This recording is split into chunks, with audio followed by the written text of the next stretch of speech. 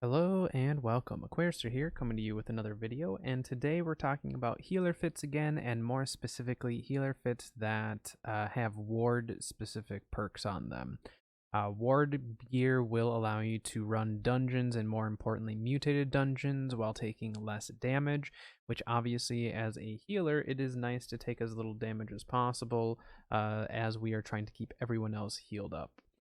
So today we're going to be looking at some of the named gear that you can actually pick up that will have some of the ward gear. Otherwise, for healers, there's not a whole lot of options. So we're going to go over some of the perks I look for in my ward gear and actually where we can farm up some random roll gear as well. So let's take a look at first the gear that you yourself are able to go out and farm either through quests or through dungeons. Alright, so as a healer, we kind of know that there's not a whole lot of named gear out there for us. There are two sets of corrupted gear that you can actually go out and farm. The first one is actually the Tempestuous set, which you actually get through a quest line through Tempest Heart. It's the same quest. You do it each time. I forget how many times you do it, but you unlock specific armor and weapons specific to corrupt. So you get a focus gear, intel, dex, and strength. So you get one set of each in different armor weights. But for like focus, you only get light. And same with the Empress Zhou set, which is the other corrupt set. The only way to get them is in light armor. So you are going to have to run a little bit of medium in there in order to make up for the loss of armor. But the Tempest set, really easy to get. As long as you are 600 gear score or higher, you'll guarantee it to be high enough gear score for you to level up.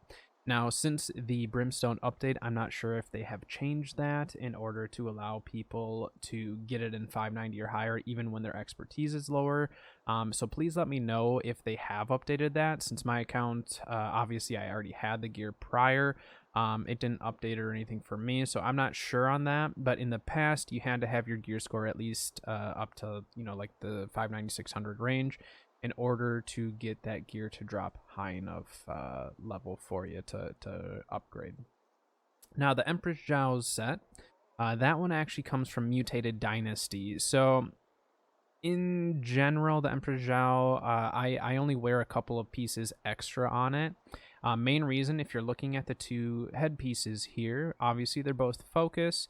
They both have refreshing evasion and corrupt ward, but the third perk is different. So on one you get elemental aversion, the other you get invigorated.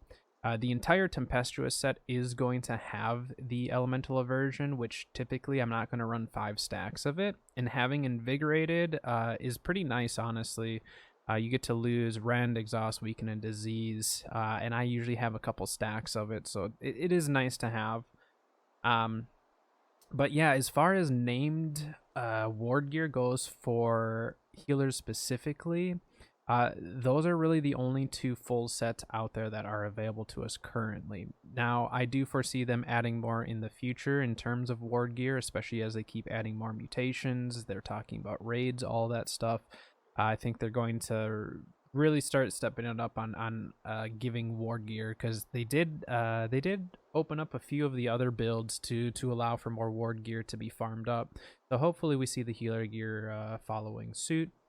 But for now, we can at least get our corrupt fits all taken care of. So Tempestuous from the Tempest quest line, and then Empress Zhou, which is going to be from Mutated Dynasty specifically. And so in terms of corrupt sets, like, you're pretty well set for that. The only thing that I'm going to recommend to you, or two things that I'll recommend for these particular corrupt sets, are going to be, one, try to wear like a medium chest piece or medium pants with gloves, boots, or a hat. Usually though, if you can get away with just one medium chest piece, then it's nice for the corrupt set because the rest of it is light, so you can just kind of throw it in there. But the other thing that I look for in my armor, especially for the ward gear for a healer, is getting Sacred Ground. Now, I got very lucky and had these crafted a while back, so I got Refreshing Evasion, Corrupt Ward, and Fortifying Sacred Ground, full focus light pants. These are like the pants to have, and I'm very happy that I have them for my corrupt set. But ideally, if you can at least get the ward with Sacred Ground, that is what seems to be really important. even if it's purple. Just having those 2 perks, your survivability goes up, and you're able to apply a Fortify to your tank and anyone else that gets healed by it. So that's kind of the named gear, though. Like I said, the Tempest, or the Tempestuous, and the Empress Zhou. I will say the Empress Zhou hat or helmet looks very, very cool. So in terms of just looking cool, the Empress Zhou is worth having. But outside of that, like I said, there's not really many options for us as healers for named gear. So what do we do at that point? Really, our options at that point are to go out and either farm or purchase our ward gear. Farming up some of the ward gear can be kind of a pain, but there are certain perks that I'm going to look for in the ward gear. So if you can't farm it and you're gonna buy it, obviously we're looking for the ward. So if, let's say, Angry Earth. So let's say we're looking for an Angry Earth ward chest piece. We'll look for Angry Earth ward. And then for the second and or third perk, usually for my second perk, I'm going to go for Refreshing Evasion. I have a lot of stacks of Refreshing Evasion on this particular fit.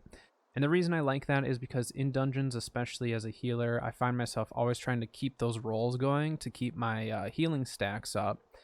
And honestly, the cooldown reduction when you have a whole bunch of stacks of Refreshing Evasion is really, really nice to have. I've tested it out a few times, and it's noticeable when I wear my ward fit as opposed to my non-ward fit.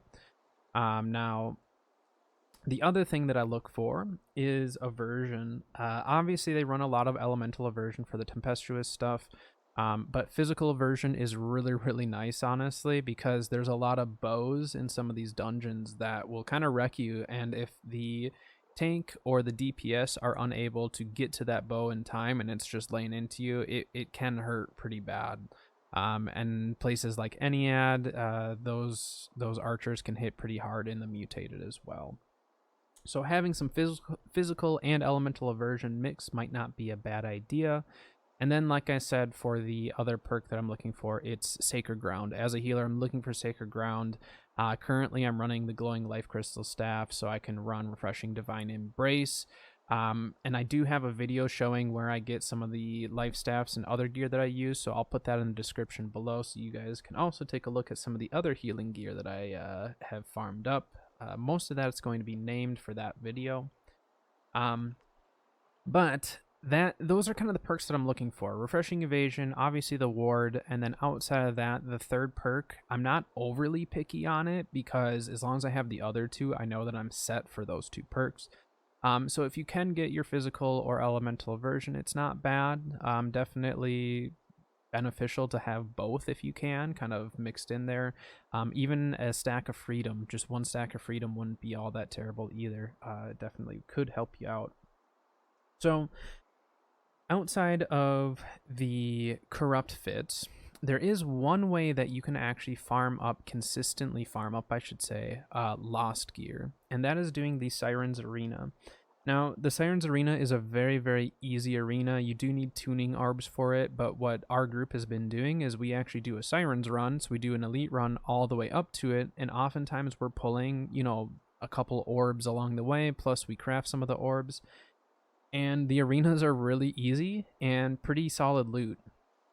The Siren's Arena, though, specifically is going to drop Lost Ward gear. Now, we've pulled everything from like Dex, Con, Strength. We've pulled everything as a group.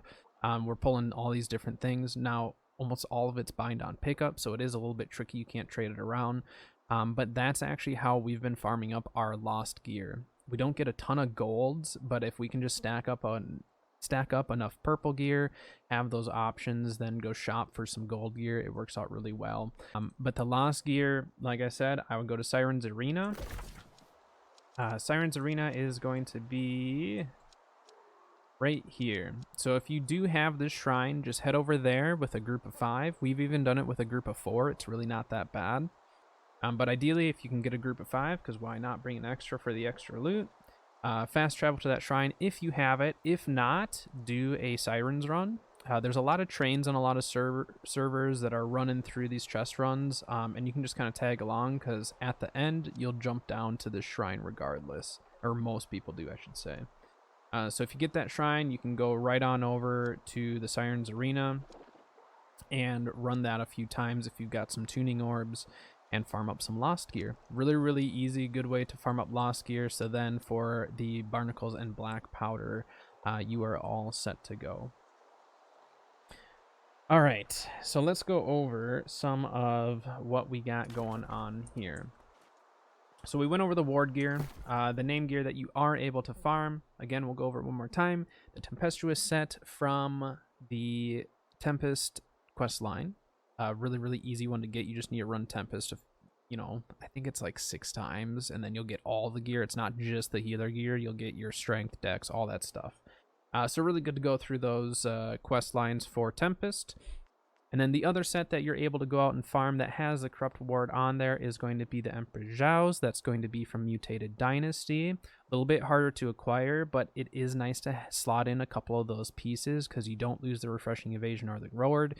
You just gain some Invigorated, which again, kind of nice to have. And the Empress Zhou's crown looks awesome, so also really good to have. And then outside of that, lost gear, you can go and do the Siren's Arena, farm up a whole bunch of lost gear. It might take a little bit, but it is a free way of doing it, and you can get some patterns out of the deal.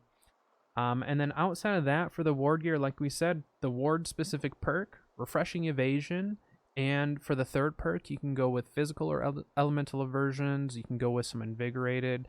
I don't recommend stacking like 5 stacks of Invigorated, but maybe 1 or 2 is going to be just fine for you. But like I said, the corrupt ward and then getting those cooldowns. So that is kind of the gear that you can look for dungeons. Mutated, non-mutated, the ward gear does help for non-mutated dungeon. The dungeons will run a little bit smoother for you if you do have the ward gear. So I do recommend it still, but definitely not necessary for a normal dungeon. Just makes it a little bit easier and smoother.